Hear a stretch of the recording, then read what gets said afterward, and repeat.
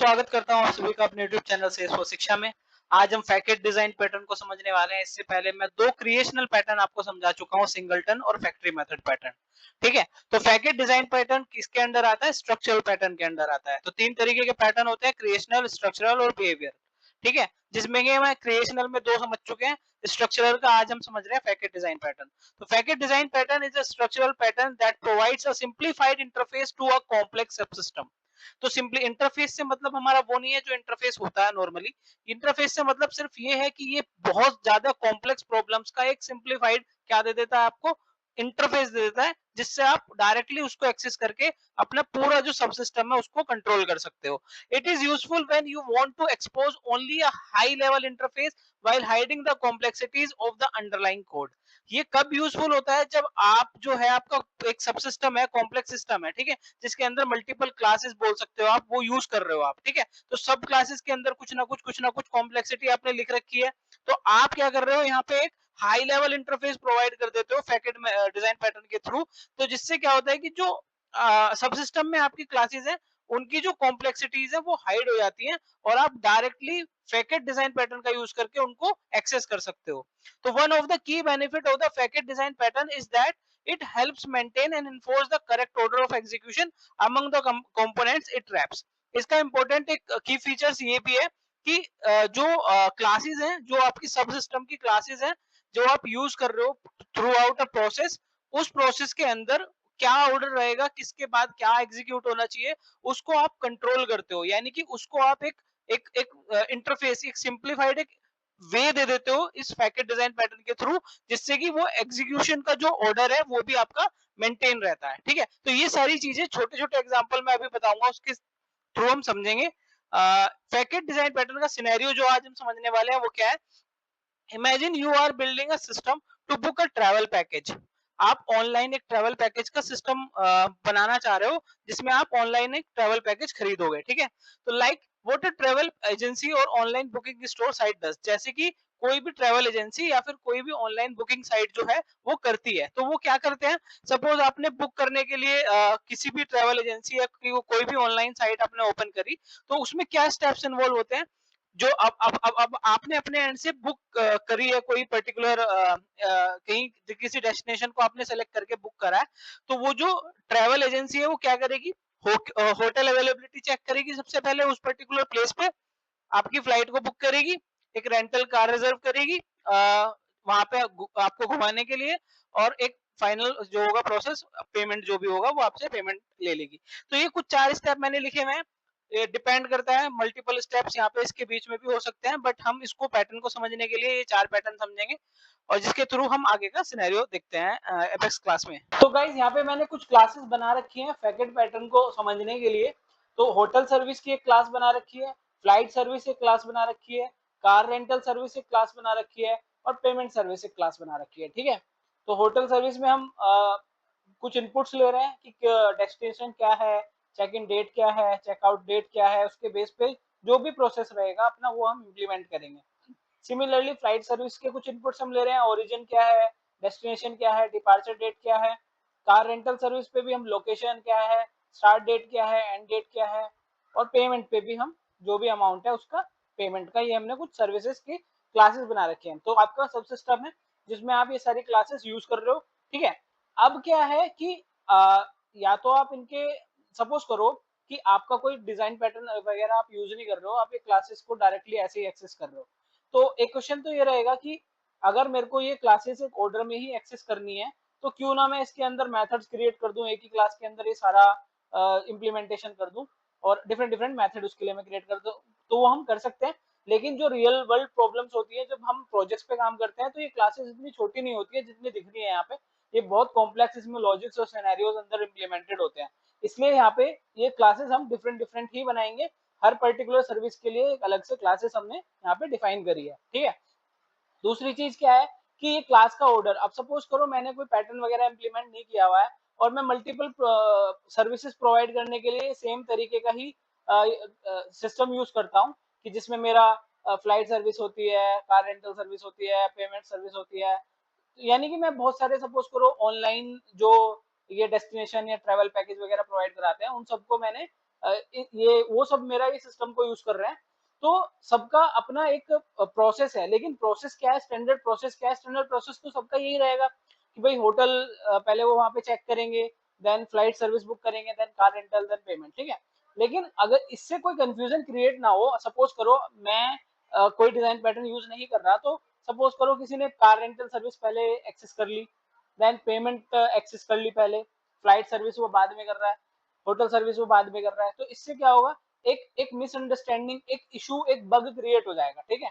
तो इसको मेंटेन करने के लिए कि नहीं एक पर्टिकुलर वे में ही ये चीज चलेगी, पर्टिकुलर पैटर्न ही एक फॉलो होगा, ऑर्डर ऑफ एग्जीक्यूशन इस तरीके से होगा, उसके लिए हम क्या करेंगे, पैकेट डिजाइन पैटर्न का एक क्लास बनाएंगे, जो मेन क्लास रहेगा हमारा, जिसको हम कंक्रीट क्लास बोलेंगे, ठीक है। तो उस क्लास का नाम हम रख देते हैं, सपोज एक नया क्लास बनाते हैं, ट्रेवल पैकेट, ठीक है।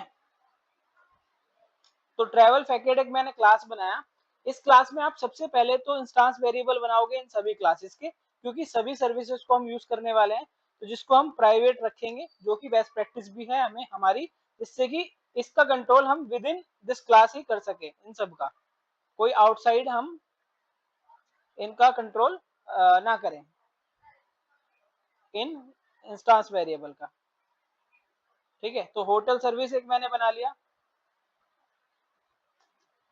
Then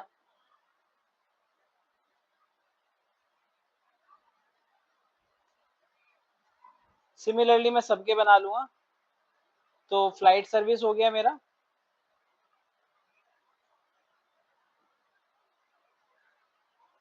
flight service, car rental service का एक बना लेंगे,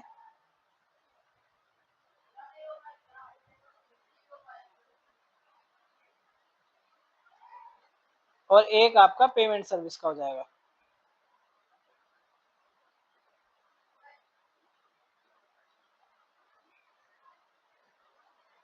ठीक है। अब इन सबको इनिशियलाइज करने के लिए हमें क्या करना होगा, एक कंस्ट्रक्टर बनाना होगा, पब्लिक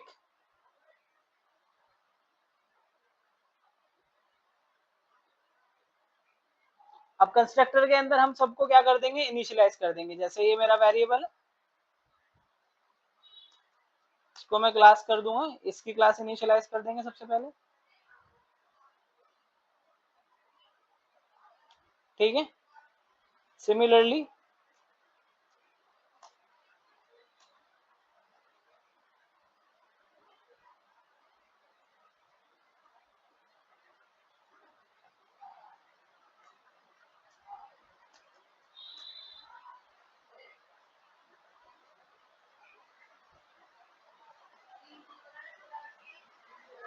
लास्ट है आपका पेमेंट सर्विस,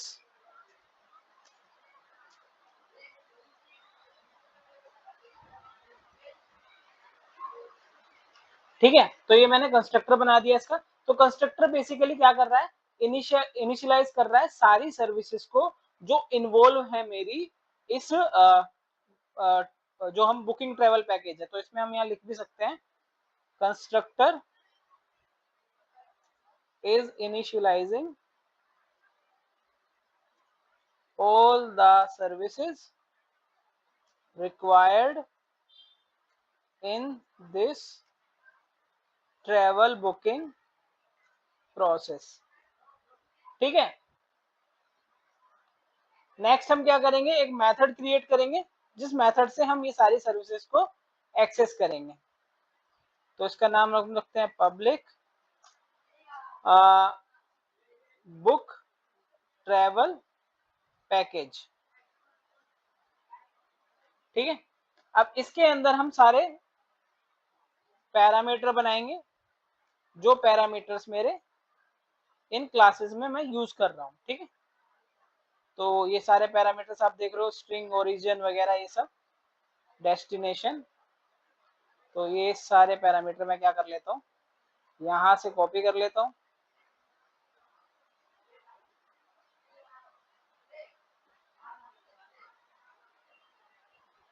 ठीक है।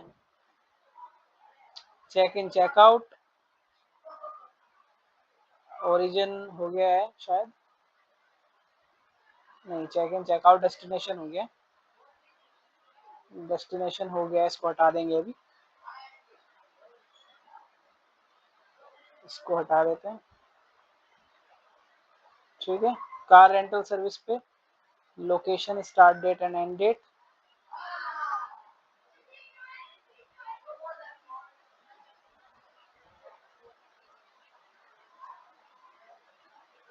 location, departure date, location, start date and end date, and last is amount.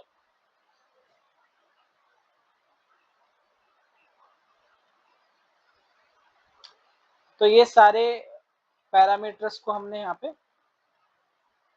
Use कर लिया। अब हम क्या करेंगे, सपोज इसी मेन क्लास से हम कंट्रोल कर रहे हैं सारी सर्विसेज को, तो हम यहीं पे सबको क्या कर लेंगे, कॉल कर लेंगे। तो सबसे पहले होटल सर्विस, तो जो मेरी होटल सर्विस है इसको मैं अब एक्सेस कर सकता हूँ। रिजर्व रूम, रिजर्व रूम में मेरा डेस्टिनेशन चला जाएगा, चेक इन चेकआउट चला जाएगा। ठीक है,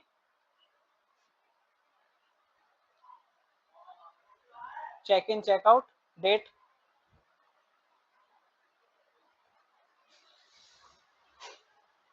देन मैं फ्लाइट सर्विस अपनी कॉल कर लूंगा यहाँ पे,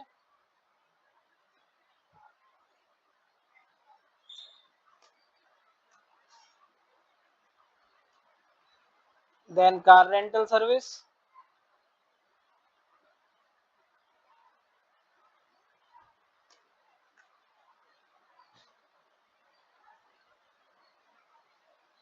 देन पेमेंट सर्विस। ठीक है, अब यहाँ पे मैं कुछ डिबग भी लगा देता हूँ to make it more interactive. System dot debug,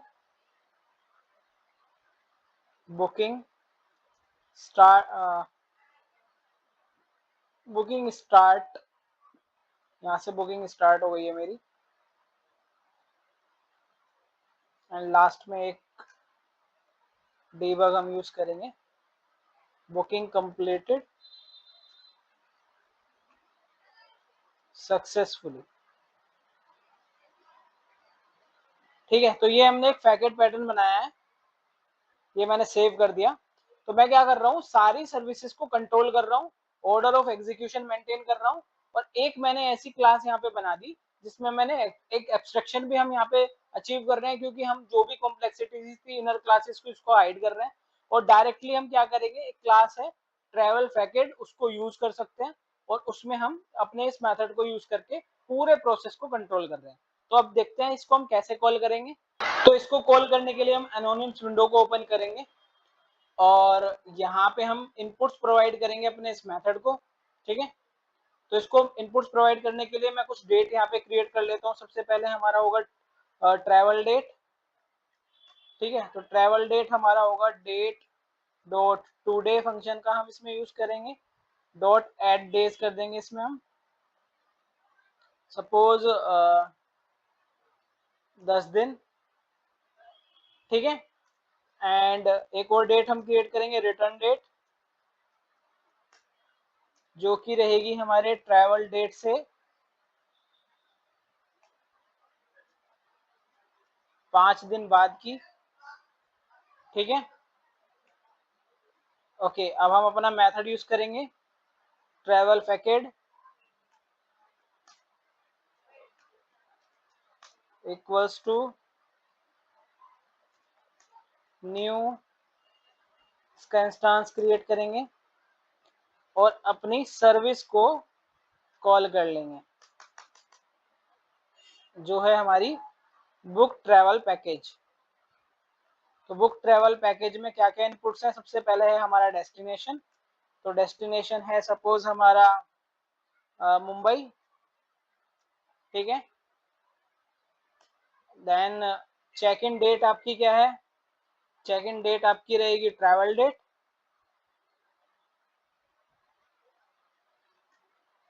then आपका चेकआउट डेट क्या है, वो रहेगी आपका रिटर्न डेट, देन आपका ओरिजिन क्या है, ओरिजिन है सपोज न्यू दिल्ली, ठीक है। देन डिपार्चर डेट क्या है, ट्रेवल डेट। लोकेशन क्या है, लोकेशन बेसिकली यूज हो रही है हमारी इसमें कार रेंटल, जहां से हम कार रेंट कर रहे हैं, ठीक है।